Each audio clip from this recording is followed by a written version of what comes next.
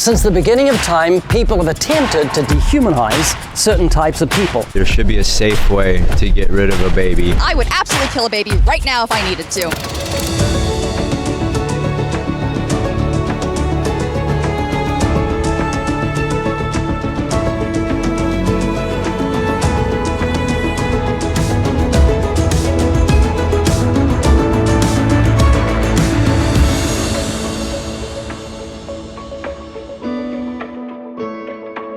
Hello and welcome to tonight's National March for Life Life on Film screening of the documentary film, What Is It?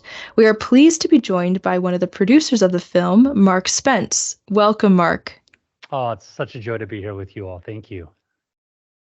Before we begin the show, Mark, without giving too much away, can you tell our viewers what they can expect from tonight's film? Well, I think that they can expect to be inspired and to be equipped on how to answer questions out on the street from a street level, right? Nobody likes to be preached at or preached to. So we want to make sure that this is a street level, almost apologetic, dealing with the pro-life movement. That sounds incredible. I'm super excited to watch this film with our audience again tonight. And we'll be back after the film to have a discussion with Mark. So be sure to tune in after the film as well. So without further ado, here is What Is It? We'll see you after the show. Hello, everyone. Welcome back. We hope you enjoyed the film. What a powerful witness to the power of public discourse. I'm sure everyone knows through watching the film, a key tenet of political and social reform is discourse and debate. Through education of the public and transforming of hearts and minds on the issue of abortion, we can enact reform to end abortion by effecting change in the minds of voters and citizens. As mentioned previously, we're now joined with Mark Spence, the producer of the film, to have an in-depth discussion about the film. Welcome back, Mark. Oh, thank you, ladies. Great to be here. So last year, we included another film produced by yourself, Mark, which was titled 180, in which 8 minds were changed on the issue of abortion. I think it's a pretty similar format to this film in the sense that it shows real conversations with the public on this issue. So I'm wondering, how did that film affect discourse on abortion? And even more pressingly, how does this film, or how did this film, What Is It, affect discourse on this issue? And what were some of the outcomes that these two films produced in terms of discussion? Well, the first film that we produced, 180, was a bit of an accident. I was editing a video for one of Ray Comfort's books called Hitler, God, and the Bible. And Ray had come back from witnessing down at the local college, and he had simply asked a woman, answer this question: it's okay to kill a baby in the womb when? And I grabbed a hold of that footage and I put it inside of that film, Hitler, God, and the Bible. And I realized, hey, I think we have a pro-life film on our hands. So I had asked Ray to go back out onto the college campuses and to compare the Nazi Holocaust and the American Holocaust. And what we came out with was the film 180. Well, that inspired me. That was, I don't know, about 12 years ago or so, and I've never forgotten about it. I just started studying into the ground all of the arguments I could possibly think about. What is somebody going to say to me when I'm out on the street or when I'm at the mill? What are they going to do? What objections are going to come out? And I realized if I use science and philosophy and theology, then people's minds are going to change when it comes to this volatile issue. And people ended up thanking me. So during COVID, my son came to me and he said, hey, Dad, enough study. Let's go out to the Huntington Beach Pier and let's engage in dialogue with people concerning the subject. And I saw a gentleman who was wearing a Black Lives Matter mask and a Black Lives Matter shirt, and he had a big old flag saying Black Lives Matter. So my son started rolling the camera and I was mic'd up. And I went up to him and I said, you mind if I just ask you a quick question? And he said, yeah, sure, go for it. And I go, do all Black lives matter? And he said, yes, of course, all Black lives matter. And I said, how do you feel about abortion? And he said, well, I think it's a woman's right to choose. I said, oh, so all Black lives don't matter. It's just the Black lives that we can see? He goes, what do you mean? And I said, well, there's a Black life inside the womb. Well, they're not in the world yet. No, they are in the world. They're just in a different location. I mean, an astronaut doesn't cease to be a human being because they're in outer space. Just because you can't see them doesn't mean that they cease to exist as a human being that are worthy of intrinsic value. So even the preborn, who are created in the image of God, are worthy of dignity, honor, and respect. So I guess I would be the one here who really believes that all Black lives matter. And his mouth was kind of shut. And my son looks over at me. He's like, Dad, this is going great. This is going good. He's like, let's keep it going. So we started walking down the pier and asking more and more women and men concerning the subject. And I was getting all kinds of responses and objections. And to the best of my ability, I just started answering the people's questions. And that's how this film came about. So oftentimes, even people with strong pro-life convictions are apprehensive about participating in public discourse on the issue in terms of street activism. So we saw in the film the efficiency of dialoguing with passersby about the issue of abortion. What advice do you have to those who may be afraid to engage in public witness or conversation with even family and friends? What do you think about the concept that people can be self-described as privately pro-life?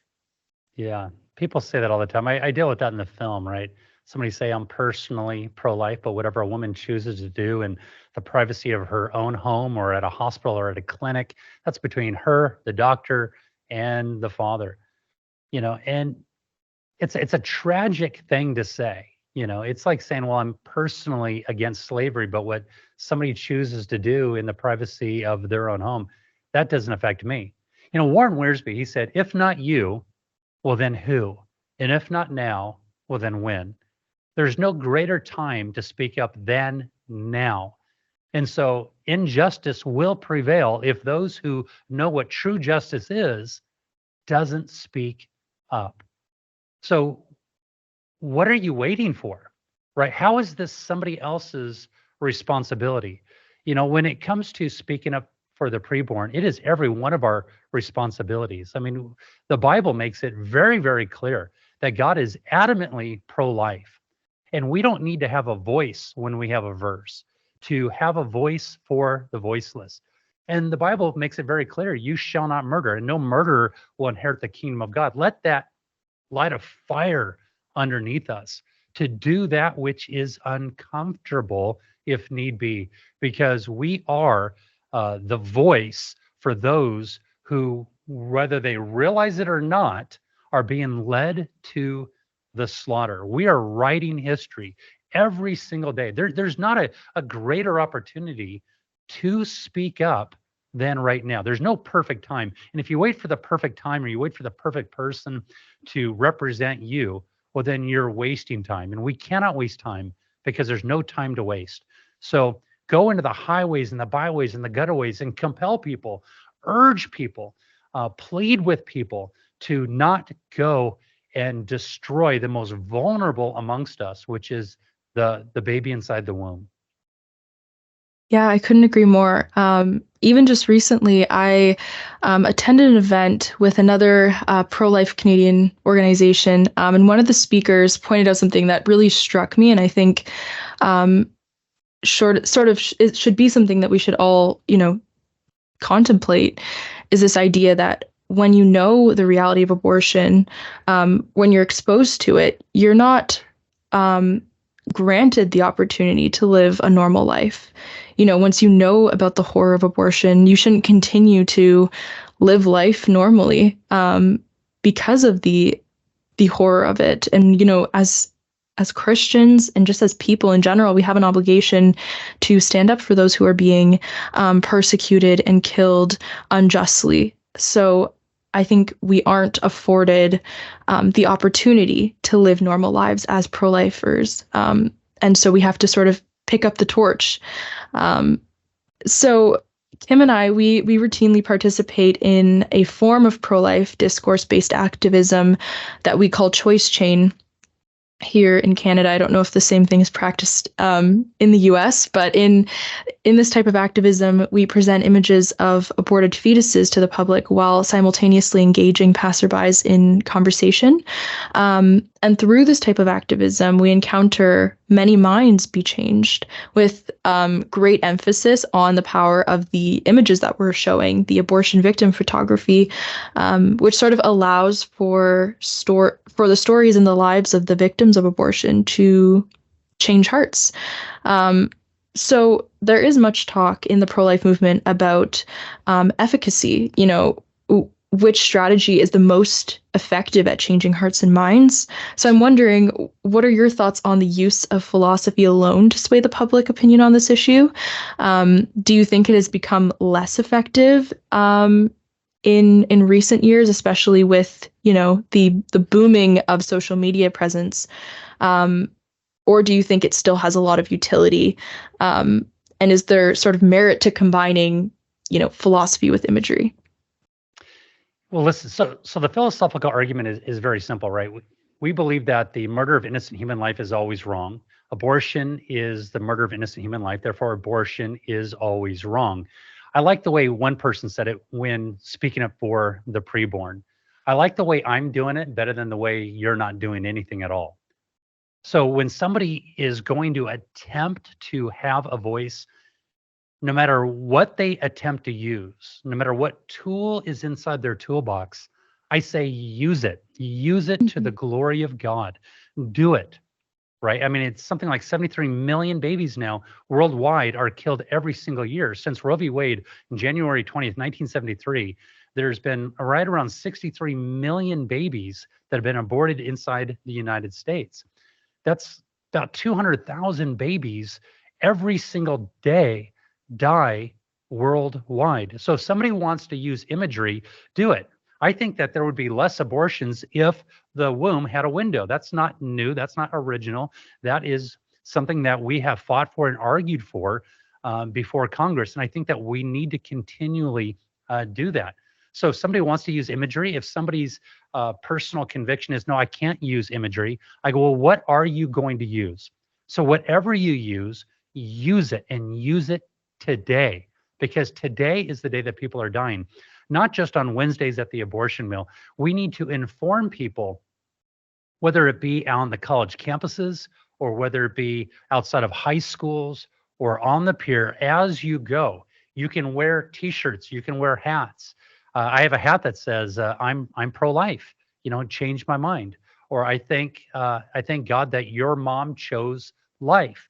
And these start conversations. Sometimes people speak up, sometimes they don't, sometimes they shake their head. And then I have little pamphlets that I like to leave with people. So I'm going to use whatever means necessary. But as Charles Spurgeon said, he said, do something. Right. I mean, it's like do something, do something, do something. We must speak up. And today is the day to speak up. It's not somebody else's responsibility. So whatever is inside your hands, use it and use it well. So when addressing these supposedly controversial issues pertaining to human life, there's bound to be some pushback.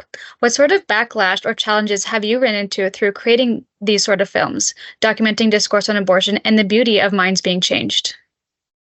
Well, the first objection that I get is that you're a male, right? And because you're a male, you don't have a say in this. And it's funny when you think about it, right? We fight for women's rights, but we can't define what a woman is, right? If you were born a biological male and you want to identify as a female, well, then you can do that. And if you're born a biological female and you want to identify as a toaster oven, well, then you can do that as well. Right, we want to fight for women's issues and women's rights, but we can't define what a woman is. And I reject these political gender ideologies. I think that it's a human rights issue. And then if you have the ability to speak up, well, then speak up. And I often have brought out, especially here in the United States, because our whole country has been in an uproar concerning Roe v. Wade being overturned and pushed back into the states. And I say, well, listen, if men don't get to have a say, well, then Roe v. Wade should never have been codified into law, because there were 9 men that presided on the U.S. Supreme Court. 2 dissented, but 7 men said that abortion should be legal inside of our country.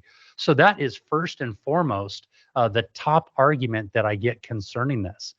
it's similar to somebody saying, I don't think guns should be allowed. I go, well, are you in the military? Well, no. Have you been in the military? No. Are you making political laws? No. Well, then you don't get to have a say about guns. Only those who, right? It's ridiculous to think that we cannot have just a simple, natural discourse when it comes to things that affect all of us. If 150,000 people die every day, but 200,000 people die in the preborn state in their mother's womb, well, this affects every single man, woman, and child. So that is the top objection that I get. And then you obviously get the cases of rape and incest, things like that. And these are very simple answers to deal with. But it may be psychologically complex. I get it for the mother, but it's still very simple to answer the objections that come our way. Yeah. I mean, we get very similar responses when we perform activism as well. Certainly, usually we go out in a group of majorly women, so we don't face as much backlash in terms of our gender, but we do see it when we do have men coming out with us. My word for the men is you may not have a uterus, but you can have a spine, and you can speak up. I love that. That's great. So for the sake of our viewers, where can they rewatch this film or share it with family members and friends? Well, you can go to our YouTube channel, Living Waters. So if you just type in youtube.com/Living Waters, it's going to come up. You can just type in, what is it? Pro-life film, and it's out there. I don't know how many views the film has actually had, but I believe that it is successful, not by the amount of views that it has had, but because we have done what we are called to do. The views are none of our business, right? We're homesick for a home we've never been to. We're just passing through. We're foreigners in a foreign land. And because this is not our home, it's okay to be uncomfortable. So I produce a film, and if YouTube ends up taking it down, they take it down. It's none of my business. It's above my pay grade. But that does not keep me from speaking up and to marching forward on my knees with the creativity that God has given me. So YouTube is the greatest place right now to be able to find the film, or you can go to our website, livingwaters.com, and you'll see it there. Thank you. So when you're in the business of creating such dynamic, powerful films about abortion discourse, we can only imagine where this may take you. What's next for you, Mark, in terms of upcoming projects or films? Well, we've been kind of juggling between half a dozen different things, but I think wokeism is on the horizon, dealing with that, or critical race theory, I think would perhaps be next with that, but that does not change the fact that every day I'm consumed with this subject, and I go out on the streets all the time dealing with the pro-life movement. I would like to kind of creatively come up with some new ways to reach people concerning this. I did sign my petition to legalize infanticide on the college campuses. That was inside the film that people just watched. I'd like to have more things like that.